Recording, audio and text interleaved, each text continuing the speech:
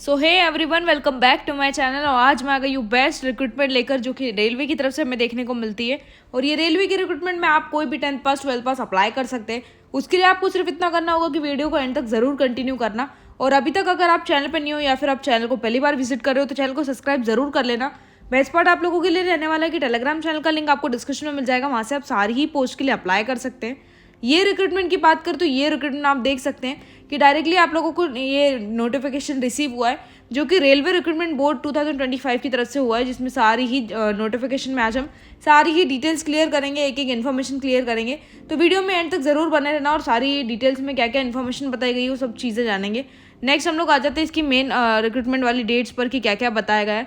ध्यान से सुनना, सारी इंपॉर्टेंट डेट्स ये रहने वाली है, तो इस सारी चीज़ों को ध्यान से सुनना। यहाँ पर जो डेट्स थी ये सारी डेट्स निकल चुकी है, जो आप लोगों का ऑनलाइन एप्लीकेशन वगैरह डेट थी।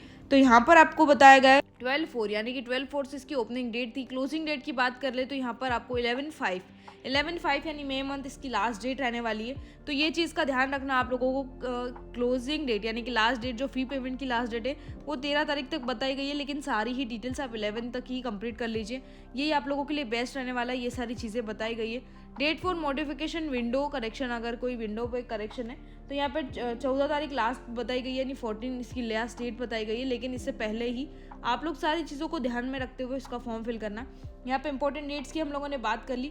नेक्स्ट हम लोग आ जाते हैं इसके जो मेन टॉपिक है, आप लोगों की पोस्ट क्या रहने वाली है। सो असिस्टेंट लोको पायलट की आप लोगों की पोस्ट रहने वाली है, जिसमें आप लोगों को ईजिली हायरिंग है, ईजिली आप लोगों के अप्लाई कर सकते हैं। यहाँ पे लेवल आपका लेवल 2 में पे लेवल देखने को मिलता है, और यहाँ पे आप लोगों को टोटल 19,000 से ज़्यादा आपका पेमेंट है। उसके बाद मेडिकल स्टैंडर्ड A1 की बात करें तो यहाँ पर आप लोग एज लिमिट में 18 से 30 ईयर्स तक के कोई भी कैंडिडेट्स अप्लाई कर सकते हैं। और यहाँ पर आप देख सकते हैं कि 9,000 से ज़्यादा आप लोगों को एक एक वैकेंसी अवेलेबल है ऑल ओवर RR जो भी पोस्ट में। तो ऑल ओवर वैकेंसीज आप लोगों को 9,000 से ज़्यादा वैकेंसीज अवेलेबल है। इंपॉर्टेंट जो इंस्ट्रक्शन है तो आप लोगों को एक ही चीज़ें बताई गई है, ऑनलाइन अप्लाई करने से पहले सारी आप लोग नोटिफिकेशन इन्फॉर्मेशन आराम से रीड कर लीजिए, सारी डिटेल्स देख लीजिए, उसके बाद ही आप इसके लिए अप्लाई करना। एक एक चीज़ें कैंडिडेट्स को सारी ही waiting for the final result कैसे करना है सारी चीज़ें जानेंगे। लेकिन आप पहले यहाँ पर आप अप्लाई ज़रूर कर देना, क्योंकि इसके बाद में अप्लाई डेट में अगर प्रॉब्लम आई, कुछ भी चीज़ फेस करनी पड़ी, तो आपकी सारी ही चीज़ें गलत हो जाएगी, सारी ही चीज़ें मैनेज करना आप लोगों को मुश्किल हो जाएगा। तो ये सारी चीज़ों का ध्यान रखते हुए, एक एक जनरल इंस्ट्रक्शन को फॉलो करते हुए आप लोग इसका फॉर्म ज़रूर कंप्लीट कर देना। बहुत सारी ये डिटेल्स मिली है, बहुत सारी ये जो डिटेल्स है, इस सारी चीज़ों को भी हम लोग अच्छी तरीके से कंप्लीट करेंगे। सारी ही डिटेल्स अगर आपको ये नोटिफिकेशन खुद से रीड करना है तो आप टेलीग्राम चैनल ज़रूर ज्वाइन कर लेना, तो वहाँ पे आप लोगों को ये नोटिफिकेशन पूरा मिल जाएगा। मेडिकल स्टैंडर्ड की बात करें तो A1 मेडिकल स्टैंडर्ड है, जिसमें जनरल फिजिकल आपकी जो फिजिकलिटी फिट एट रिस्पॉन्सिबिलिटी, यानी कि आपका जो रिस्पेक्ट लेवल पर रिस्पॉन्सिबिलिटी है वो आप लोगों की ये सारी ही चीज़ें होनी चाहिए। जो पर्सन है विदाउट ग्लासेस, यानी कि जो डिस्टेंट विजन यानी कि देखने की जो आप लोगों की एक बोलते हैं कि आप अप्लाई कैसे कर सकते हैं, आप लोगों की विजन स्टैंडर्ड कितना होना चाहिए, तो ये विजन स्टैंडर्ड का विदाउट ग्लासेस का नंबर बता दिया गया है। उसके बाद नियर विजन भी बताया गया है, नियर विजन आपका इतना 0.6 से 0.6 विदाउट ग्लासेस होना चाहिए। कलर विजन और उसके साथ साथ ये सारी चीज़ें मेडिकल फिटनेस में बताई गई है। तो सारे कैंडिडेट्स, अगर आप लोगों को ग्लासेस भी लगा हुआ है तो भी आप इसके लिए अप्लाई कर सकते हैं, ऐसी कोई भी प्रॉब्लम नहीं है। लेकिन कुछ स्टैंडर्ड्स यहाँ पे क्लियरली बता दिए गए, तो वो सारी चीज़ें आपको फॉलो करनी है।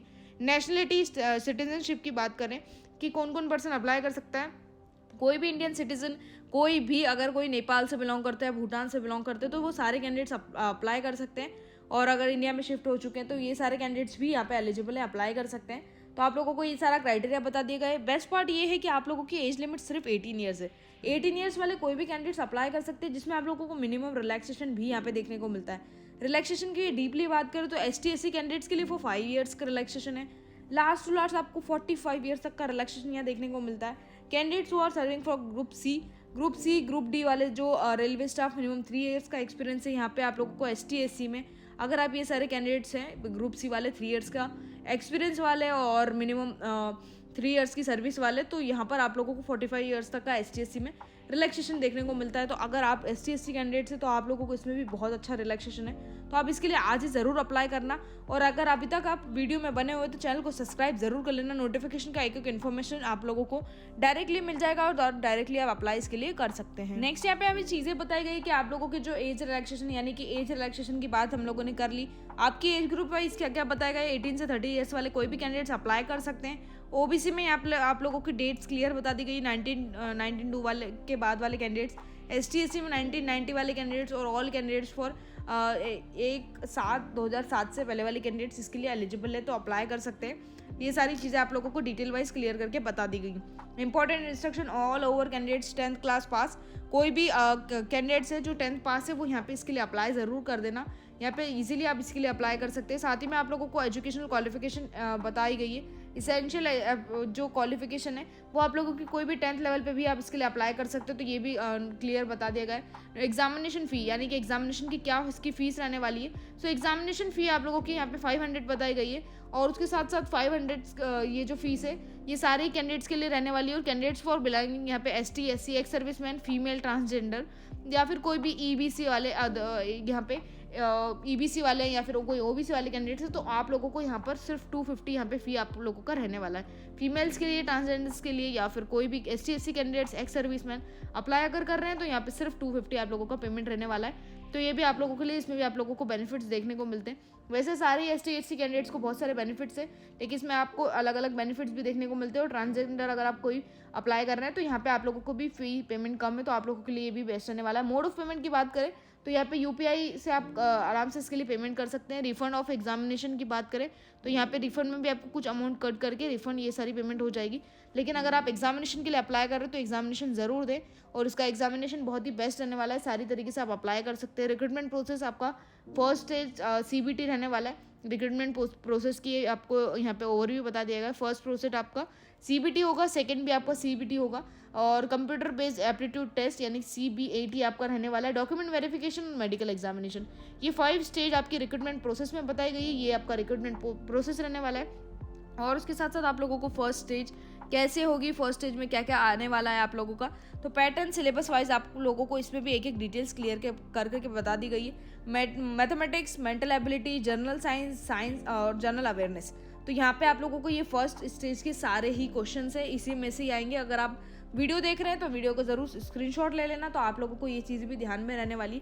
ये CBT 1 की बात यहाँ पे की गई है। CBT 2 की बात करें तो ये CBT 2 में भी आपको लोगों को ये पूरा सिलेबस देखने को मिलता है। ये CBT 2 का सिलेबस है, इसका भी ज़रूर से वीडियो, अगर आप वीडियो कंटिन्यू कर रहे हैं तो इसमें भी ज़रूर से आप लोग को स्क्रीनशॉट ले लेना, तो आप लोगों को ये भी बेस्ट तरीके से आप लोगों के पास रहने वाला है।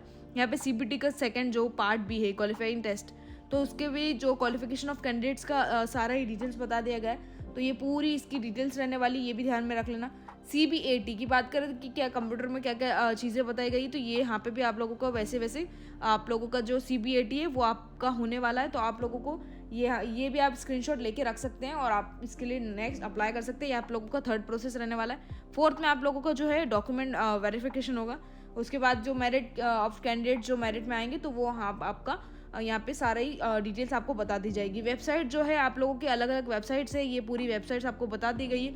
अगर कहीं से भी आप बिलोंग करते हैं, अलग अलग सिटीज़ से बिलोंग करते हैं, तो यहाँ पे आप लोगों की यही वेबसाइट्स रहने वाली है, तो आप इससे ही अप्लाई कर सकते हैं। अलग अलग इंस्ट्रक्शन वाइज हम लोगों ने इसकी जो मेन सारे इंस्ट्रक्शन थे वो यहाँ पे क्लियर कर लिए। एक एक इंस्ट्रक्शन हम लोगों ने देख लिया है कि क्या क्या बताया गया है।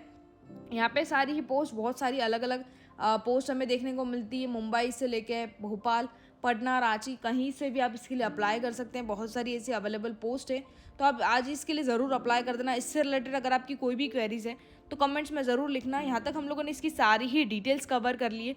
बेस्ट आप लोगों के होगा कि आप आज ही इसके लिए अप्लाई कर देना। टेलीग्राम चैनल ज़रूर ज्वाइन कर लेना।